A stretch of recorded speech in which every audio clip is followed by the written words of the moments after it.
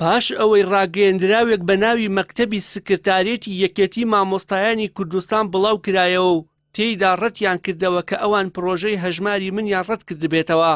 جێگری یەکێتی مامۆستایانی کوردستان بۆ پەیام دەدوێت و پرۆژەی هەژماری من ڕەت دەکاتەوە. ئەو دەڵێت ئەگەر پێویست بکات ڕێگای دادگای فیدراڵی دژی ئەو پرۆژەیە دەگرینە بەر.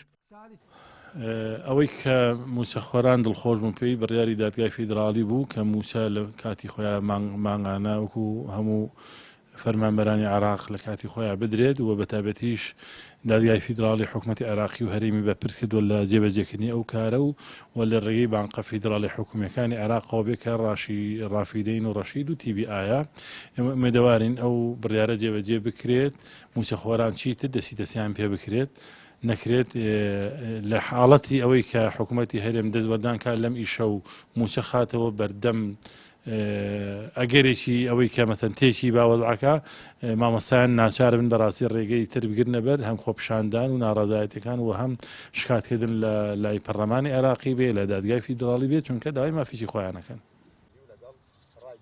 بەرپرسی ئەنجومەنی مامۆستایانی پێشەنگیش پرۆژەی هەژماری من ڕەت دەکاتەوە و ڕای دەگەێنێت هیچ بتمانەیەکیان بە حکوومەتی ماوە بە سەرچووی هەرێم و پرۆژەکانی نەماوە. بە ناوی خوای گەورە ئێمە وەکو ئەنجومەنی مامۆستایانی پێشەنگ پرۆژەی هەژماری من ڕەت ئەکەینەوە 100% لەگەڵ جێبەجێکردنی حرف بە حرفی بڕیارەکانی دادگای فیدراڵین کە لە بەرژەوەندی مامۆستا و موسەخۆرە کە لە بەرژەوەندی تێگەڕای دانیشتوان و خەڵکی هەرێمی کوردستانە. خەڵکی هەرێمی کوردستان بە موسەخۆرەکانیشەوە 10 ساڵە قوربانی سیاسەتی فاشلی فەرمانڕەوا و دەسەڵاتدارانی هەرێمی کوردستانین. ڕۆژە بە ناوی ئابووری سەربەخۆوە، ڕۆژە بە ناوی شەڕی ناوخۆوە، ڕۆژە بە ناوی نەوت و خۆماڵیکردنەوە، هەر ڕۆژۆ بە ناوێکەوە ئابلوقەی ئابووری خستووە سەر خەڵکی کوردستان و سەر موچەخۆرانی کوردستان. موچەکانی بەدەیان جار دواخستووە زیاتر لە 50 موچەی فەرمانبەران و مامۆستایانی لایە. هەمومان ئەزانین بارودۆخی دارایی فەرمانبەران و موچەخۆر و خەڵکی کوردستان چۆن بووە.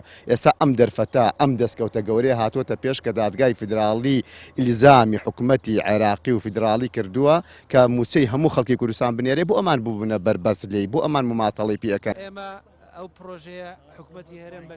لای خۆشیەوە بەڕێوبەری گشتی پەروەردەی سلێمانی ڕەتی کردەوە لەسەر پڕنەکردنەوەی فۆرمی پرۆژەی هەژماری من سزای مامۆستایان بدەن و جەختی کردەوە کە تا ڕێکەوتنی نێوان هەرێم و بەغدا مامۆستایان سەرپشکن لە بەشداریکردن یان نەکردنیان لە پرۆژەکە.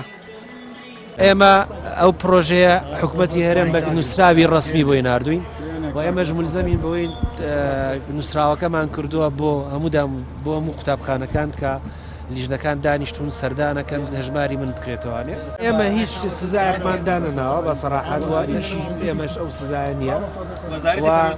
ئێمە هیچ فشارێک نییە. نووسراوێک گاتۆک و نووسراوەکانی جاری پێش و کامەوە دەوامیشیان ناگەڕ و بە گوێشمانەگەر ئاینەشت. پرۆژەی هەژماری من کە پرۆژەی مەسرور بەرزانی و حکومەتەماوە و بەسەرچوو شکست خواردووەکەیەتی بۆ بەبانکیکردنی موچەی موچەخۆرانی هەرێم لەلایەن زۆرێک لە موچەخۆرانەوە ڕەت دەکرێتەوە. بەهۆی ئەزمموی خراپی دەسەڵاتدارانی هەرێم لە بردننی پارەی بانکەکان و شکستی حکومڕانی موچەخۆران داوا دەکەن موچەکانیان لە ڕێگەی بانکە فیدراڵەکانەوە بدرێت. وشیان محەممەد، کەناڵی ئاسمانی پەیام، سلێمانی.